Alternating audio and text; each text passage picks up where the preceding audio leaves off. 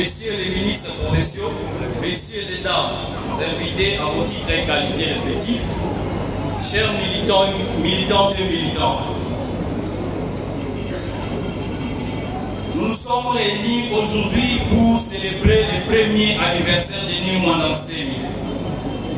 Némouana Nsemi est le plus puissant politicien que l'Afrique centrale a connu durant la fin de l'ère du poisson dans Kavanondi et le début de l'ère des verseaux qu'on appelle dans Inati Massa. Nous tous, nous connaissons les combats de Némouana Nsemi. Celui de la libération du peuple noir pour une autonomie totale. Cette lutte de Némouana Nsemi, chacun de nous l'a vécu avec beaucoup d'émotion, surtout mesurant le niveau de son engagement pendant ces moments terribles. Obligé de travailler dans des conditions très difficiles pour réveiller le peuple Congo, il a été arrêté à plusieurs reprises comme une vulgaire personne, injurié par tous, haï, rejeté, voire même ridiculisé par tous.